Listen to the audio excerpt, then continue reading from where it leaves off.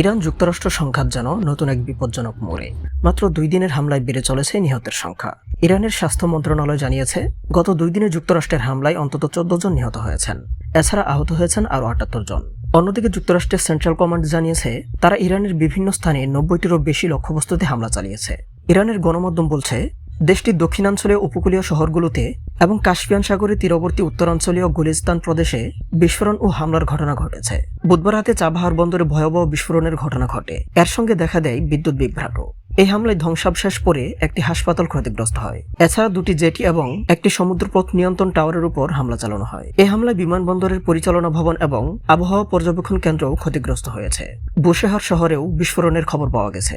বান্দার আব্বাসে হাকানির কাছেও বিস্ফোরণ এবং আগুনের ঘটনা দেখা গেছে। এছাড়া আবু মুসা দ্বীপ, শিরিক, জাস্ক এবং কোনারাক শহরেও হামলা ও বিস্ফোরণের খবর জানিয়েছে ইরানের সংবাদ মাধ্যম। উত্তর ইরানের আক্কালা শহরের একটি রেল সেতুতেও হামলা চালিয়েছে যুক্তরাষ্ট্র। দক্ষিণ পশ্চিমাঞ্চলের খুজেস্তান প্রদেশে আহবাদ শহরের কাছে হামলায় 3 জন নিহত এবং আরও কয়েকজন আহত হয়েছেন বলে স্থানীয় কর্মকর্তারা জানিয়েছেন। এর আগে বুধবার বান্দার আব্বাস ও বুশহর এলাকায় হামলায় ইরানের বিমান বাহিনী ও নৌবাহিনীর 8 সদস্য নিহত হন। ক্রমাগত এই হামলা ও পাল্টা উত্তেজনা ইরান যুক্তরাষ্ট্র সম্পর্ক আরও জটিল হয়ে উঠেছে। বিশ্লেষকরা বলছেন, এভাবে চলতে থাকলে পরিস্থিতি বড় ধরনের সংঘাতে রূপ নিতে পারে। আপনার কি মনে হয়, এটি বড় যুদ্ধের পূর্বাভাস?